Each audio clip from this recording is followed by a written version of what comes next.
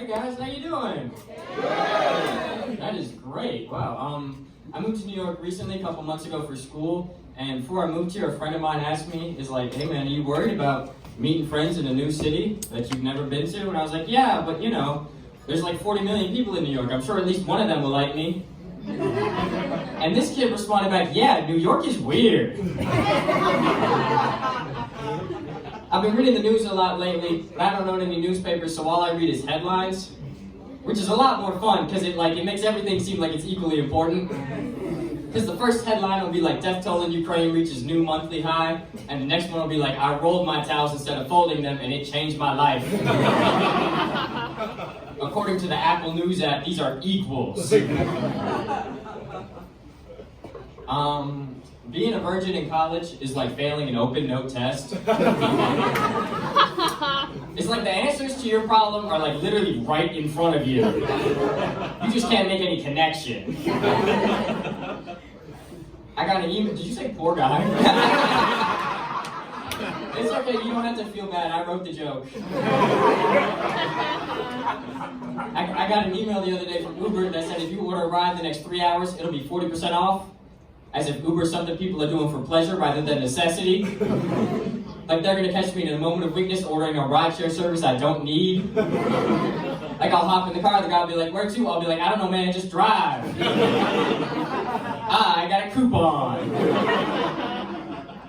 I got a roommate, my roommate's cool. Every once in a while he'll text me and be like, hey man, can you let me know when you're coming home? I got a girl over. Because he doesn't want me to walk in on him. Which is a good thing, but then sometimes I practice stand-up out loud in the room when I'm alone. And I don't want him to walk in on me. So a couple of times I'll text him, I'll be like, hey man, can you let me know when you're coming home? He's like, why, you got a girl over? I'm like, something like that. Because I feel like it would be less embarrassing for me to walk in on him having sex than it would be for him to walk in on me practicing stand-up alone. And we've kept our schedules pretty good. I mean, it would be really bad if, he was trying to have sex while I was trying to do stand-up. But I think I could swing it till I tried doing crowd work.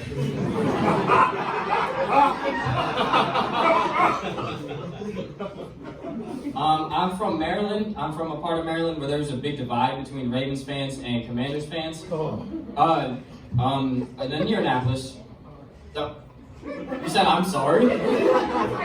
Okay, this is some very interesting heckling I'm getting. But basically, the way that joke was going was when I was in elementary school, they had this program where we had an assembly, and they brought an NFL player to our school to tell us how important it was to exercise, which would have been a really cool thing, except the NFL player was Ray Rice. And some of you who aren't into sports might not know who that is. There was this big news thing when Ray Rice punched out his girl in an elevator. And as bad as that was, the real problem was that all the Commanders fans kept using this to take the moral high ground over us Ravens fans. They'd be like, man, your guy punched his wife, and we'd be like, no, it was his fiance. That made it better?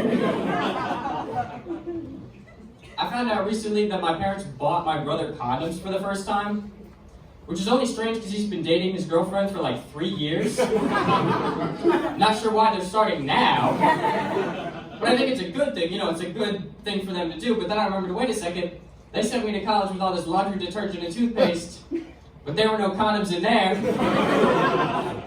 What's that about? I know it's embarrassing to think about your parents knowing you're having sex, but not as embarrassing as them knowing you're definitely not.